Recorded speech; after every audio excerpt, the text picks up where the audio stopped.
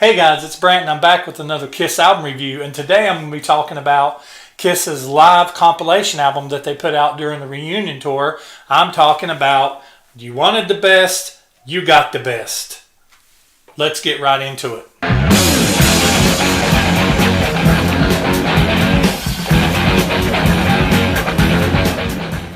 You Wanted the Best, You Got the Best is a live hits album that Kiss released during the reunion tour in 1996.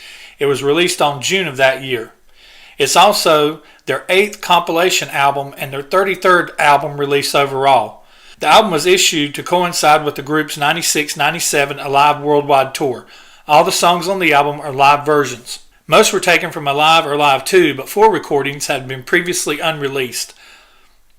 The tracks are outtakes from Alive and Alive 2 era recordings, although there's some speculation whether this is actually the case, mainly because Paul and Gene's voices sound like they were re-recorded in 96, and Peter's drums sound very modernized. In an interview in 1998, Bruce Kulick stated that he had participated in some aspects of this album in the studio, although he did not comment to his extent of involvement. It's speculated that he contributed guitar overdubs for the 4 tracks that were originally unreleased. The 4 released tracks were cleaned up and overdubbed during the early to mid 1996 time period. The Japanese CD US vinyl release has another live track, New York Groove, featuring Eric Carr on drums rather than Peter Criss. The album reached number 17 on the US charts and spent 11 weeks on the charts. It was certified gold by the RIAA on May 21st, 1997. Now, as far as the packaging goes, I don't have this on album. I've never owned it on album. I've only owned it on CD. And I used to own this, and I lost it, or it got stolen, one or the other. Most of the time, probably stolen. And I reacquired this recently. I saw this at every record store I went to, and you can check that out. I went record store shopping, and that video should be up on my channel by the time this one comes out. So you can check that out. But I saw this in every record store I went to. I like this packaging for the CD. I like that the case is this multicolored red and like the I don't know, neon yellow on the inside. I like that there is a picture, like an old school picture on the inside, and you know the CD is okay. I'm also going to be showing pictures of the front and back of the album and the rings of the album during this time also.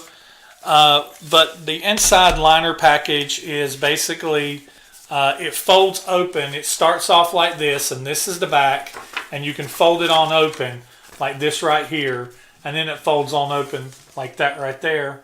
So you have, let me get that centered there, you have all of that and on the front, and then all of this is on the back.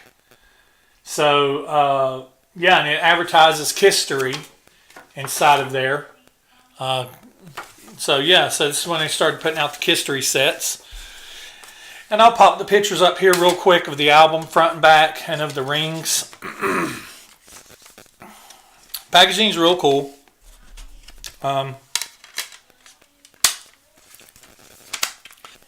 So yeah, as I said, this is a live compilation album, and most of the tracks are from Alive, Alive 2 era.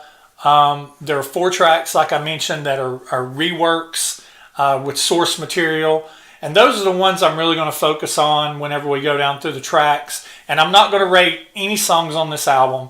I'm not going to rate this album just because it's not going to go in my rating system. It's not going to go against, go in my overall. I don't do compilation albums, so it's not going to go in there, so I'm not going to rate it. I'm just going to talk about the songs, mainly the 4 songs that they reworked, and just, you know, general closing thoughts on the album as a whole. So let's go ahead and get into the first track, track number 1, Room Service. Room service, baby, I could use a meal. Room service, do what you feel. Room service. So like I said, they're starting the album with Room Service. Is an interesting choice to start the album. And I'm not a big fan of how they stuck the Alive 2. You know, You Wanted the Best, You Got the Best, the hardest band in the world, Kiss. And then it starts with Room Service, you know. And it was just really weird. You expect to hear Detroit Rock City. It's kind of cheesy they did that, but they had to do something. But I think they could have took something maybe off like the introduction to Animalize or some of these other tours, rather than taking something that had already been done on Alive 2. I think they could have done something a little different. The source material for this song was originally recorded in Davenport, Iowa in 1975. The song sounds like it was heavily overdubbed. Paul's vocals sound overdubbed. Ace's guitar licks sound overdubbed. He's got licks all through it and everything. It just doesn't sound original. If you go back and listen to recordings from 75, it just doesn't sound like it. Also, the thing that I noticed is that Paul's vocals, his vocal style, the way he sings, is not the way that he would have really sung this song back then. So this song in particular sounds like it was very heavily fixed, very heavily overdubbed, and I like it okay. It's a good version of a live song, as alive as it actually is, and I like the song Room Service, so I like the song okay, but it is very heavily altered and it is very heavily overdubbed. So now we're going to move on to track number 2. We're going to move on to Two Timer.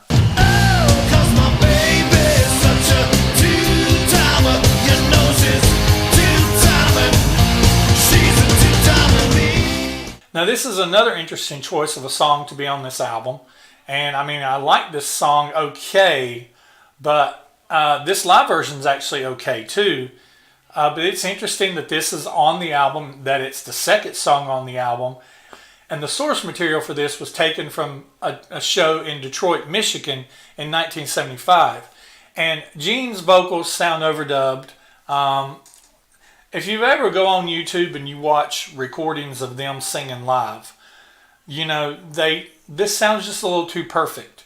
And they take their mouth away from the mics, or, you know, or sometimes Kiss back in the 70s, 75 and even 77, when they sing into the mic live, it's just very over distorted, and a lot of gain and a lot of distortion in the vocals.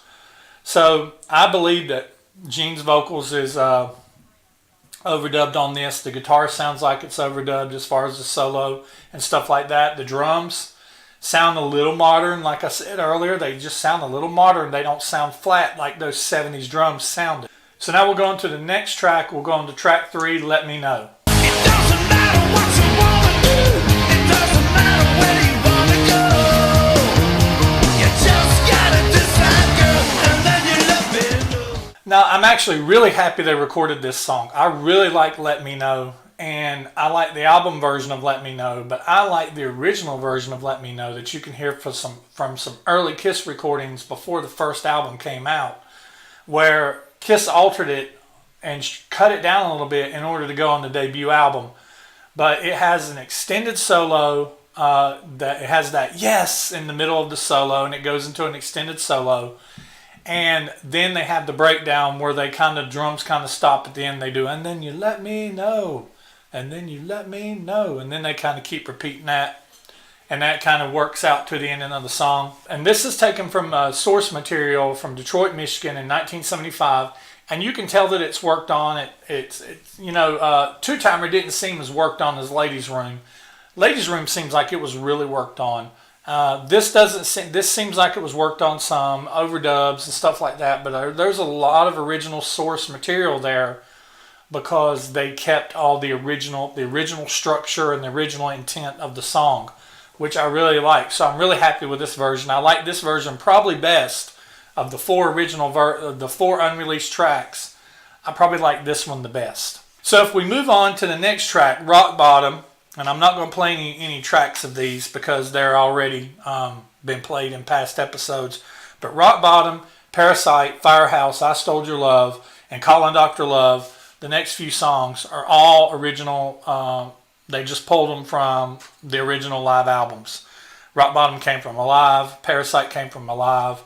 Firehouse came from Alive. And it was kind of weird hearing Firehouse without Hotter Than Hell on the beginning of it, where they just kind of fade into it. Firehouse and Hotter Than Hell and Firehouse are two of those songs you kind of almost have to have them together. Kind of like We Will Rock You and We Are the Champions. It's, you know, you really have to have those songs together. But I was happy to see Firehouse on here. I Stole Your Love was from Alive 2. Calling Dr. Love was from Alive 2.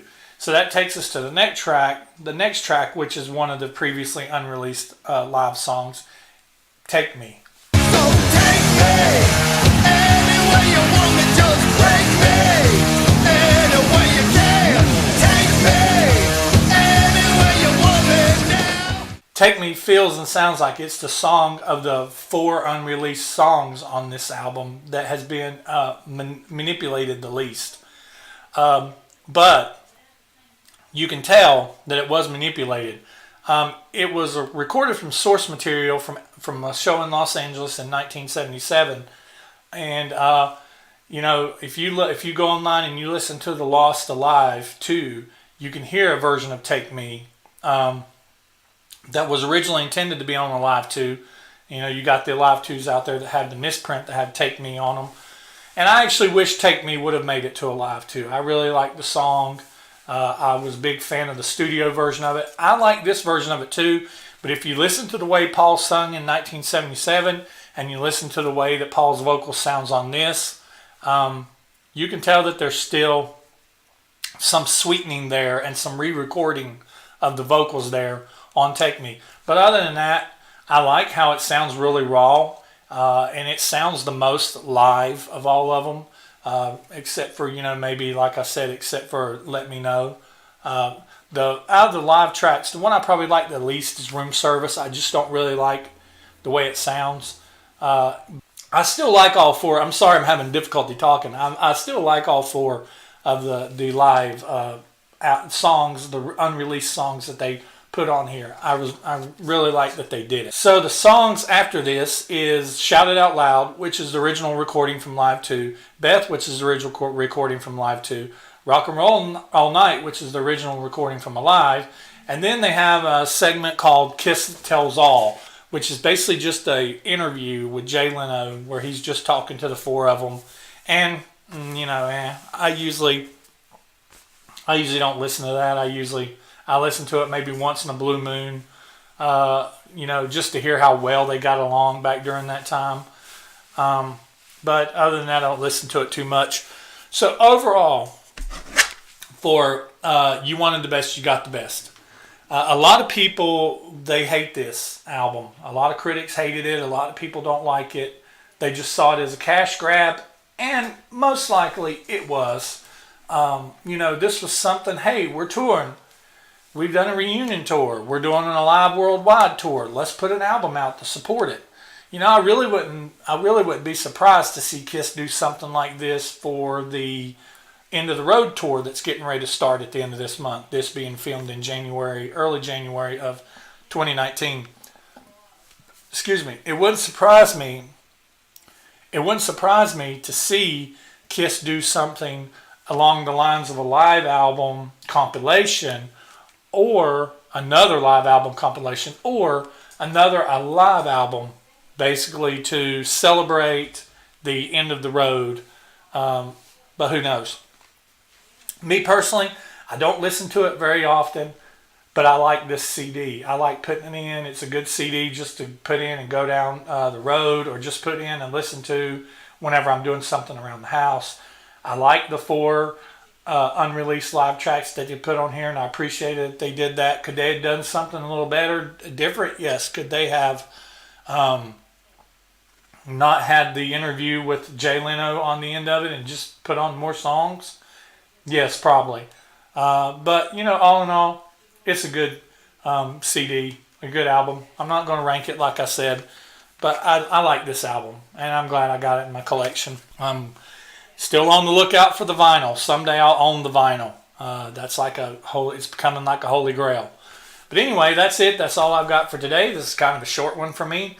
And I'm Brant. This is In My Head channel. I appreciate you watching, subscribing, commenting, sharing, joining my Patreon page. I'm having subscribers start to show up over on my Patreon page, and I really appreciate that support that's coming in over there. But anyway, this is Brant In My Head channel. I'm out of here. I'll see you next time. Thanks for watching.